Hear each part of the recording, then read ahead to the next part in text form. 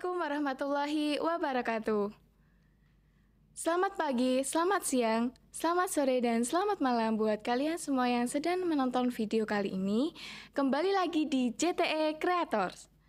Elektro, how, Himatektro, unggul, Himatektro. Baik, terima kasih.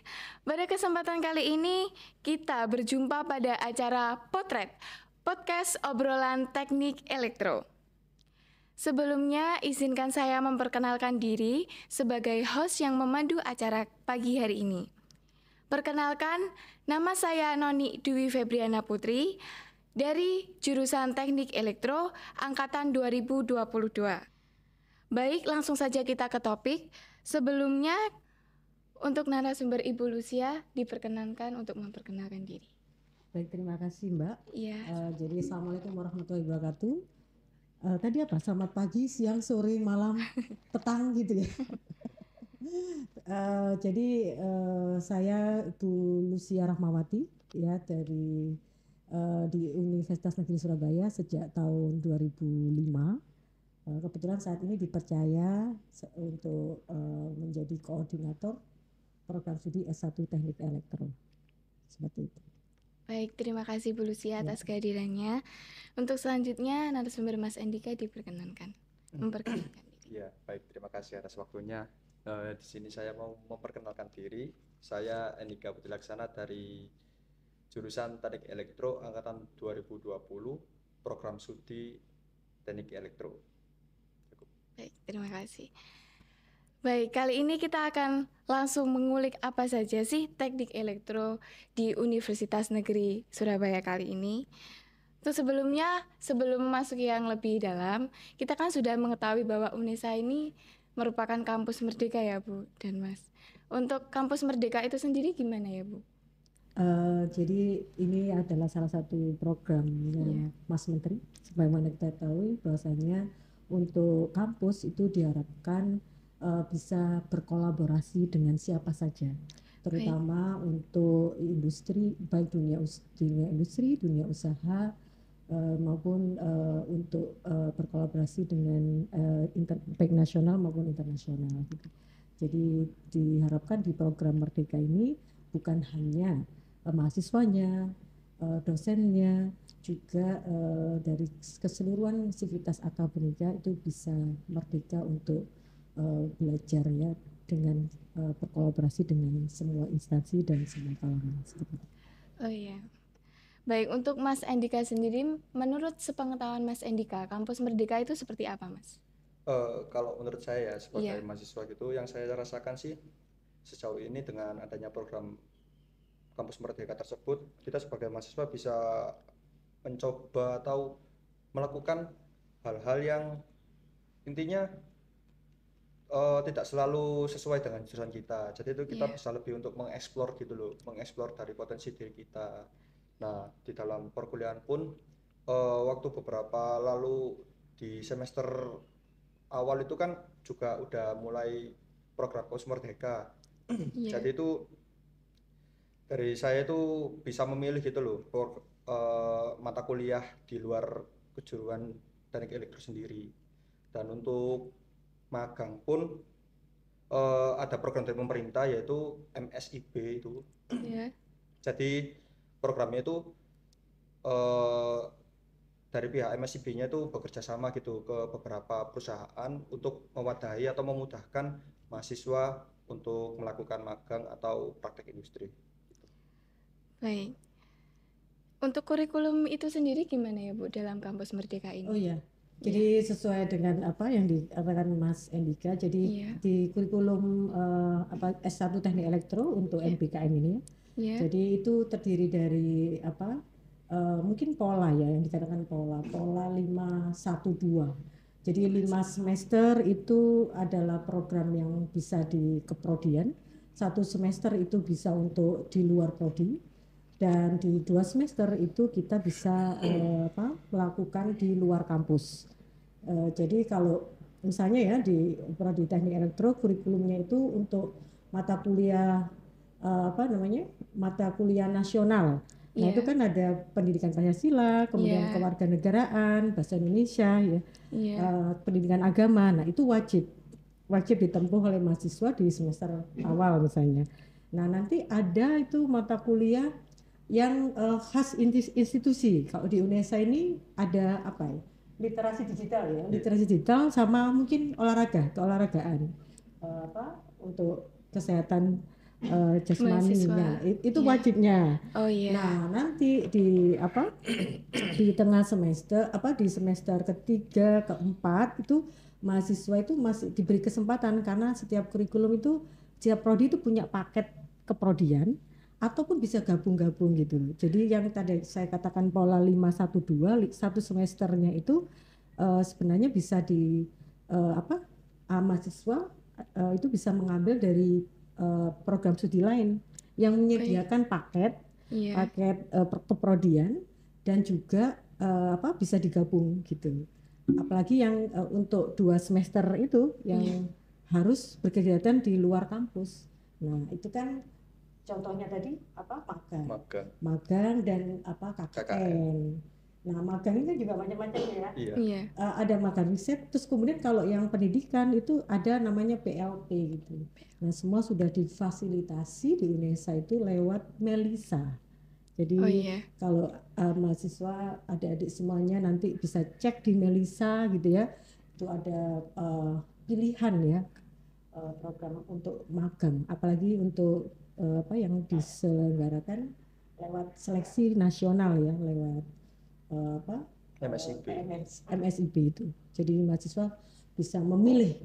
Nah, itu kan kesempatan yang bagus untuk kampus Merdeka itu. Oh iya, baik Bu. Lalu untuk fokus penjurusan teknik elektro itu sendiri ada apa saja, Bu? Ya, mungkin Mas Andika apa, Mas? Dari mulai apa? Mengambil peminatan. Peminatan untuk konsentrasi ya. Jadi gini, di semester 5 itu ada pembagian konsentrasi. Itu terdiri dari 4 konsentrasi. Yang pertama itu ada TST, yaitu teknik sistem tenaga.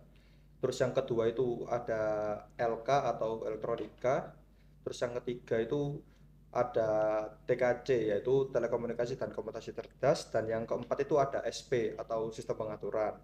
Nah, itu jadi di program studi S1 teknik elektro itu ada peminatan, tapi tetap ya kita kan tadi ya seperti saya ceritakan di kurikulum meskipun peminatan itu ada, tapi kita masih bisa diberi kesempatan untuk mengambil tadi rumpun atau paket-paket program yang lain yang di luar prodi S1 teknik elektro. Jadi kita masih memiliki 4 konsentrasi seperti yang dijelaskan Mas Edika. Kebetulan Mas Edika mengambil apa? Saya sendiri mengambil SP, sistem pengaturan. Sistem pengaturan. Oh ya, untuk itu Mas, di dalam pengambilan SP itu bisa diceritakan sedikit lah gimana dalam mata kuliahnya, terus gimana dalam jadwal kuliahnya juga gitu. Untuk mata kuliahnya sendiri kan kalau misalkan sudah masuk di konsentrasi itu otomatis kan antara konsentrasi satu sama yang lainnya itu juga berbeda. Nah, kalau di SP sendiri itu lebih berfokus ke tentang kontrol industri atau otomasi lah. Jadi ya intinya kontrol gitu. Itu sih. Nah, untuk yang lainnya sih saya kurang paham. Mungkin saya sedikit paham kalau misalkan untuk yang TST itu tidak jauh dari arus kuat sih, kayak tentang kelistrikan yang intinya skala besar gitu. Terus untuk yang LK itu untuk yang kelistrikan dalam arus yang lemah gitu loh, jadi kayak komponen atau mikroprosesor kayak gitu tuh. Nah, untuk yang TKC sendiri kalau setahu saya itu tentang sistem telekomunikasi dan jaringan sih gitu. Ya, jadi bisa ya ini enak kan ya, jadi sudah paham. Karena jadi kalau misalnya memilih konsentrasi sebenarnya nggak ada paksaan, yang penting Anda semua nanti itu sesuai dengan minatnya ya, passionnya, jangan cuman ikut-ikut teman. Biasanya kan gitu gitu ya. Oke, di situ banyak ya gerut-gerut ke sana, jangan ya. Tapi tolong berdasarkan pada benar-benar minat Anda semuanya itu nanti adik-adik itu di mana gitu ya. Jadi kalau tadi ditambahkan, apalagi dunia kita kan sudah berubah ya, untuk komputasi pun sudah tambahan cerdas gitu ya. Jadi kita sudah bermain di era yang untuk kecerdasan artifisial itu sudah tidak bisa dielakkan ya. Mau ke semua bidang, karena AI itu sebenarnya tidak hanya spesifik untuk elektronika atau power atau apa, tapi sebenarnya atau telekomunikasi. Jadi itu for everything ya. Jadi untuk semua. Jadi beralih ke dalam kecerdasan artificial gitu. Kita kan tadi sudah membahas tentang fokus penjurusan itu ya Bu. Untuk prospek kerjanya itu bagaimana Bu? Dari riwayat yang tahun lalu mungkin ada untuk di teknik sistem tenaga itu kan memang kita ada beberapa kerjasama ya. Terutama kemarin dapat hibah dari PLN itu untuk lab kubikel tegangan. Nah itu memang fokusnya kebanyakan rekrutmennya itu memang lewat kampus gitu ya salah satunya. Nah untuk yang bidang-bidang yang lain itu saya kira banyak sekali dari alumni gitu yang sudah menapak gitu ya di industri, karena memang standar untuk sarjana ini ya itu minimal posisinya sudah di supervisor gitu. Jadi untuk semua lini perusahaan yang ada itu bisa. Kemudian yang di telekomunikasi kan ada PT Telekomunikasi Indonesia, kemudian Indosat gitu ya. Kemudian ada yang untuk satelit Palapa itu. Nah itu juga bisa dijadikan acuan untuk nanti lulusan kita. Tapi sebenarnya dari kurikulum itu sebelum kurikulum Merdeka apalagi itu kita juga ada profil lulusan kita itu sebagai technopreneurship gitu. Jadi bagaimana tidak hanya kita itu bersaing untuk mau perusahaan nasional maupun multinasional, tapi juga bagaimana kita bisa menciptakan lapangan kerja lewat teknologi, jadi technopreneurship. Baik Bu, jadi untuk prospek kerja itu sudah terjamin gitu ya kalau Iya, sudah pasti. Asalkan mau berusaha ya. Iya. Kalau diam aja nggak ada, makanya dibekali gitu ya, senjatanya itu harus banyak gitu. Kalau misalnya mungkin dari sisi akademis gitu ya nilainya pas-pasan gitu, tapi orang kan nggak melihat itu ya, ada ada kriteria lain, terutama adalah kemampuan beradaptasi, teamwork, seperti halnya kalian di organisasi bagaimana kita nggak boleh egois kan, harus bisa bekerja dengan tim, karena kolaborasi itu yang sekarang. Jadi jangan sampai kita tuh merasa paling pintar sendiri ya kan, sehingga tidak mau menampung usulan orang lain jadi yang saya kira itu soft skill itu, karakter itu penting sekali ya. Saya juga merasakan bahwasanya kan di kampus itu juga udah bener-bener banyak diwadahi juga gitu loh. Jadi kita tuh bisa menggali potensi kita tuh lebih luas juga. Untuk masalah akademik juga pertama tadi udah disinggung perihal Merdeka Belajar. Nah untuk yang non akademik sebenarnya itu banyak. Jadi kayak mengasah soft skill itu kita itu bisa belajar dari mana aja. Gitu sih kalau dari saya. Iya baik. Tadi kan kita sudah membahas prospek kerja ya Bu. Terus untuk ini, saya kan kemarin tuh membaca di web UNESA bahwa UNESA baru saja menyandang resmi gelar PTNBH. Nah, itu untuk PTNBH itu sebelum dan sesudah perbedaan itu gimana Bu? Alhamdulillah ya, UNESA itu masuk di tambahan 5 ya. Jadi total nasional itu ada 21 universitas ya. Termasuk yang sudah existing ya, UI, Universitas Indonesia, ITB dan ITS UNER yang tetangga kita. Jadi UNESA itu di Oktober 2022 ya. Itu 20 Oktober tepatnya 2022. Itu adalah momentum bahwasanya UNESA masuk ke jajaran PTNBH. Jadi perlu mungkin sebagai pengetahuan untuk semuanya. Jadi level kampus itu ada yang namanya Satker ya. Satker, kemudian ada BLU, Badan Layanan Umum, yang tingkat tertinggi ini adalah PTNBH. Di mana ini ada keleluasaan ya untuk fleksibilitas untuk mengatur semua mau akademik maupun akademik, terutama pengelolaan keuangan. Jadi kalau di PLU itu masih ada sistem pelaporan ya, pelaporan ke ini, tapi kita tetap ada meskipun PTNBH itu memulai keleluasaan dan termasuk tentang dana abadi pendidikan juga pengelolaannya bisa lebih luas gitu ya, tapi juga tetap akuntabel dan transparan. Jadi memang itu alhamdulillah UNESA sudah masuk ke jajaran yang ke-21 kampus di nasional, dan semoga nanti dengan mulai PTNBH ini semua sistem, semua struktur sudah berubah dan berbasis kinerja semuanya. Jadi mudah-mudahan ke depan lulusan UNESA itu berkibar gitu ya. Iya, amin. Iya. Jadi sudah masuk ke jajaran elit gitu ya, 21 universitas di negeri di Indonesia. Baik, Bu, terima kasih. Untuk Mas Endika sendiri, menurut pandangan Mas Endika gimana PTNBH UNESA ini? Menurut saya ya, dari beberapa sumber yang saya baca gitu, saya bisa mengambil garis besar bahwasanya PTNBH itu kayak memberikan suatu hak istimewa otonom untuk sebuah kampus, jadi bisa mengelola internalnya sendiri. Terus juga mungkin sisi positifnya nanti ke depannya tuh bisa lebih berfokus gitu untuk memajukan dan intinya membaguskan kampusnya gitu, lebih cepat dan lebih ini sih, saya lebih efisien gitu. Baik, oke, kita rada mundur kembali ya, Bu. Untuk sistematika pengajarannya di Teknik Elektro Universitas Negeri Surabaya ini bagaimana, Bu? Sebenarnya kan mulai dari sebenarnya sama ya, cuman karena kemarin pandemi, kemudian sekarang berangsur alhamdulillah membaik gitu.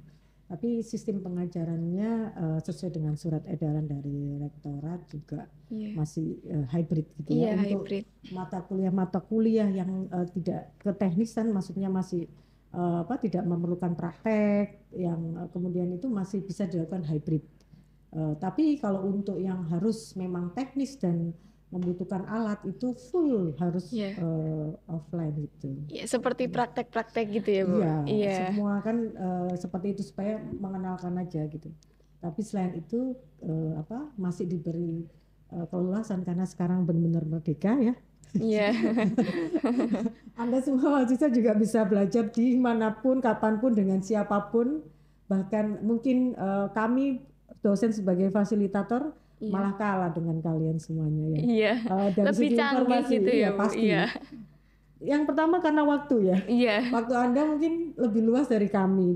Kemudian waktu untuk mengeksplor tuh harusnya Anda. Jadi kecepatan untuk mengadopsi teknologi dan apa itu bisa jadi dosen ketinggalan, tapi itu tadi karena pengalamannya lebih dulu, jadi akhirnya itu tadi menyeimbangkan itu. Iya, sama-sama sharing gitu ya, Bu. Menjadi fasilitator. Gitu. Karena tidak ada yang benar ya. Merasa benar, merasa paling pintar tidak ada. Jadi kita apalagi di ketika di kampus, di perkuliahan gitu ya. Misalnya Anda bertanya ke dosen kan pasti nggak mungkin semua tahu ya. Kadang nggak tahu ya, silakan bagi yang tahu terus diskusi bersama. Jadi seperti itu. Jadi sudah momentum yang harus menjajalkan informasi ke mahasiswa sudah nggak ada lagi nih. Ya, merasakan sendiri. Jadi semuanya adalah terbuka dan. Tadi kan sudah dijelaskan sama Bu Lucia tentang hybrid itu ya, Mas. Menurut Mas Endika sendiri, hybrid itu suka dukanya gimana, Mas? Boleh diceritakan? Suka duka mungkin sukanya dulu aja ya. Iya, sukanya dulu aja. Ya, sukanya kan kalau misalkan hybrid, itu kan bisa dilaksanakan di kampus atau tidak di dalam kampus. Otomatis kan ya di rumah lah intinya. Iya, di rumah. Di rumah mungkin enaknya kayak kita itu di rumah Mas. Nah, maksudnya lebih fleksibel gitu, bisa di mana aja gitu. Mungkin enaknya itu bisa di mana aja, fleksibel, dan kita itu kayak nggak terburu-buru atau nggak naik turun ruangan juga. Iya, gitu. Nah, mungkin kalau dukanya itu ini sih ke hal teknisnya itu kayak jaringan kayak gitu tuh. Terus kayak terkadang kan kalau misalkan ada terkendala jaringan kan kita kan miss kan antara komunikasi dari mahasiswa ke dosen maupun sebaliknya kan agak miss gitu itu sih. Terus kedua itu terkadang itu kami kurang bisa apa ya, kurang bisa nangkep gitu loh, soalnya kan juga kalau misalkan kita mau bicara di dalam Meet ataupun Zoom itu kan kayak masih apa ya, kurang nyambung gitu, terkadang kurang enak gitu ngomongnya. Iya, benar. Gitu sih. Biasanya kan apalagi kalau mahasiswa itu kan kadang nggak nyantol sama materi yang apa dijelaskan dosen itu. Kalau offline kan kita main mata gitu, masih diterangkan di papan gitu kan masih enak gitu, jelas. Terus kan kita sudah membahas sistematika itu ya Bu. Untuk fasilitasnya itu apa saja Bu yang disediakan kampus ini? Kan tadi kan kita hybrid, otomatis kan di kampus ini juga menyediakan wifi. Selain wifi mungkin ada lab-lab gimana gitu. Iya ya, di jurusan teknik jurusan ya sekarang kan karena PTNBH jadi berubah OTK-nya. Jadi kalau fasilitas kami di elektro ini sendiri kan ada 15 sih, 15 laboratorium. Tambah ruang baca. Jadi di situ tuh dari semua laboratorium itu satu lagi tambah micro teaching ya, jadi 17 ini. Jadi untuk ini menampung semua bidang peminatan yang ada di prodi S1 Teknik Elektro. Jadi mulai dari dasar ya, jadi mulai pengukuran, rangkaian dasar rangkaian elektronika digital, sampai dengan untuk riset ya, itu ada di lab telekomunikasi, lab telematika, kemudian ada power system cerdas gitu, apalagi di sistem pengaturan juga ada beberapa alat yang bisa dieksplor gitu, untuk dilakukan lebih lanjut gitu, untuk riset gitu. Baik. Gini Bu, ini ada pertanyaan menarik nih. Hal-hal yang paling menarik di Fakultas Teknik Elektro itu sendiri, menurut Bu Lucia? Bukan Fakultas Teknik Elektro ya, Fakultas Teknik. Iya, Teknik Elektro. Mohon maaf. Ini Fakultas Teknik Elektro, kemarin gitu kan. Iya. Jadi di Teknik Elektro yang paling menarik sebenarnya itu harusnya malah ini mahasiswanya dulu nih. Iya, boleh Mas Andika dulu. Iya, apa yang menurut Anda menarik? Apa banyak perempuannya atau banyak taman atau bagaimana? Jadi gini, kalau misalkan menarik ya, yang pertama kayak perempuannya itu justru sedikit sih. Justru menarik ya. Iya. Sedikit. Karena sedikit itu menarik. Justru dominan banyak yang laki-laki ya Mas. Malah di konsentrasi saya itu yang sistem pengaturan itu nggak ada ceweknya malah. Sama sekali nggak ada Mas? Sama sekali. Jadi itu rata-rata yang cewek itu larinya ke TKJ sih, ke telekomunikasi dan komputasi cerdas itu. Iya. Terus untuk kesan-kesannya juga mungkin ya, untuk fasilitas yang saya dapat itu menurut saya juga cukup sih. Kayak misalkan kita juga sudah disediakan laboratorium untuk kita bereksperimen atau melakukan suatu percobaan perihal pembelajaran juga. Terus kayak kita tuh observasi gitu. Terus mungkin dekat-dekat ini sih saya mencari bahan-bahan untuk skripsi juga kan. Belajarnya kan dari lab gitu juga kan. Ya itu sih. Jadi sebenarnya tuh untuk fasilitas untuk literasi ya. Literasi itu selain di ruang baca, itu juga di perpustakaan pusat sendiri, di websitenya itu juga banyak. Silahkan Anda untuk ini ya, surfing di situ, untuk jurnal-jurnal yang tidak berbayar, yang gratis itu, tinggal masuk aja untuk mencari referensi yang kekinian ya. Karena memang kita ujung tombaknya daripada kampus akademik itu adalah riset gitu. Jadi riset Anda adalah basisnya adalah harus mempunyai ini wawasan literasi yang cukup gitu, tidak hanya dari misalnya proposal atau tugas akhirnya kakak kelas atau enggak, tapi yang memang sudah dibaca, direview oleh kalangan akademisi yang masuk ke dalam database untuk referensi untuk literasi, sumber literasi Anda ya. Jadi kalau tadi misalnya mencari untuk tugas akhir atau apa, silahkan dibuka, ada banyak publisher ya di di websitenya itu sudah ada, tinggal download aja, tinggal pilih ya, barangkali sesuai gitu dengan bidang peminatan Anda gitu. Baik. Jadi untuk program studi S1 Teknik Elektro, nah karena kami memiliki visi dan misi yang selaras dengan universitas ya, jadi unggul dan kukuh gitu ya. Jadi meskipun kita digempur oleh banyak universitas di sekitar Surabaya gitu ya, yang mempunyai program studi yang sama. Nah, tapi kami mempunyai keunggulan untuk mendukung teknologi di disabilitas, kemudian di sosial budaya, dan di sport science. Jadi tiga hal ini teknologinya kita support, terutama untuk sport science dan disabilitas ini sudah banyak penelitian para dosen maupun mahasiswa yang mengarah ke situ ya. Nanti mungkin kontrol ya untuk untuk penyandang buta gitu, disabilitas jadi keunggulan kita memang di situ yang menjadi pembeda dengan yang lain. Makanya IoT banyak ya di sini untuk teknologi sport science, untuk kita dukung penuh gitu ya. Kemarin wheelchair, kemudian untuk sepeda motor, untuk apalagi robot ya, robot untuk seni budaya, kemudian sepeda motor untuk yang penyandang cacat, itu keunggulan kita dibandingkan ke yang lain. Jadi ketiga bidang itu support teknologi di tiga bidang itu. Jadi kalau Anda ini banggalah karena kalau unggulnya di situ, support ke disabilitas, sport science sama sosial budaya.